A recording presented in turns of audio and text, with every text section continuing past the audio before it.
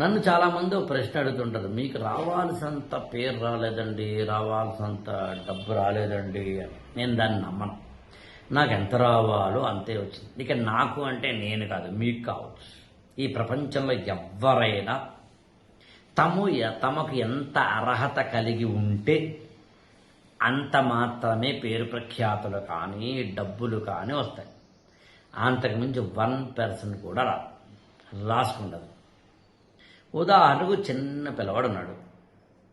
ఒక గిన్నెలో మొరమరాలు ఉన్నాయి. మొరమరాలు, చాక్లెట్లు, ఏ పేరు పెడితేయండి కానీ ఆ పిల్లవాడిని గుప్పెట్లోంచి ఆ మొరమరాలు తీసుకోరా అంటే ఏం చేస్తాడు? గుప్పెట్టి పెడతాడు, లోపల మొరమరాలు తీసుకుంటాడు. ఎన్ని వస్తాయి?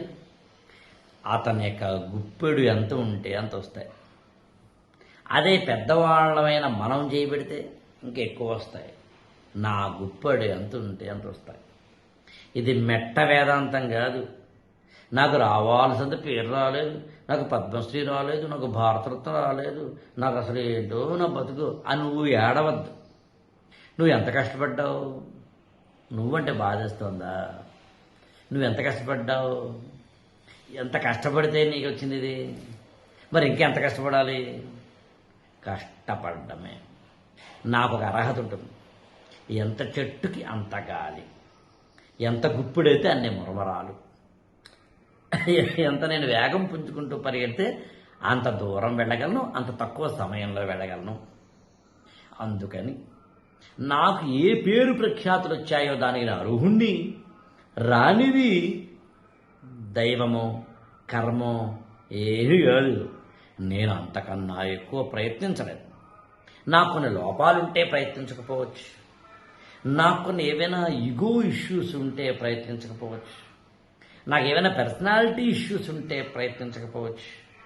అసలు what ever the reason maybe, నేను ఇంకా ఎక్కువ కష్టపడాలి, అప్పుడు ఇంకా ఎక్కువ రిజల్ట్ పొందుతాను అని తెలుసుకోవడమే ఆత్మజ్ఞానం అంటే. మనందరం బయట వాళ్ళని విమర్శించడం ఏం బతుకులు మనవి? ఎవరిని విమర్శించాలి? ఎందుకు విమర్శించాలి? నా బతికిలా అయిపోవడానికి నువ్వు కారణం అంటావేటి? నా బతికిలా అయిపోవడానికి నేనే కారణం. అందుని పాటి నుంచి నిప్పుతోటి మనల్ని మనం కడుక్కుందాం, కత్తితోటి మనల్ని మనం, కత్తి వేరే అర్థం కాదు, చెక్కుకుందాం, శిలను శిల్పంగా మలుచుకుందాం.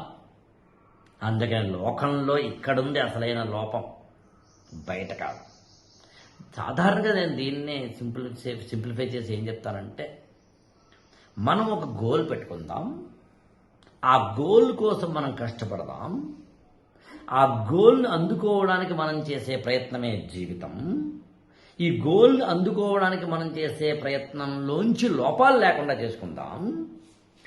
మనం ఒక స్థాయి దాటి కనుక మనం ప్రయత్నించకపోతే ఇక్కడ రిజల్ట్ రాదని గుర్తిద్దాం. ఎవరెస్ట్ శిఖరం ఎక్కాలన్నది ఏమో ఏమయ్యి పక్కింటి దగ్గర ఉన్న కొండను ఎక్కేంత శ్రమ మాత్రమే పడితే ఉపయోగం లేదు. కాశీకి వెళ్ళాలని ఏమయ్యి ఇంటి గడపను కూడా దాటకపోతే ఉపయోగం లేదు. నీ యొక్క ఆశల్ని ఆశయాలుగా మలుచుకోవాలి అంటే అర్హతల్ని పెంచుకోవాలి. లేదా ఆశలు దురాశలుగా ఉండిపోయి నిరాశలుగా నేల రాలిపోతాయని తెలుసుకున్నవాడు ఇక్కడ గొప్పవాడవుతాడు. ఈ ఛానల్ని లైక్ చేయండి, షేర్ చేయండి, సబ్స్క్రైబ్ చేసుకోండి.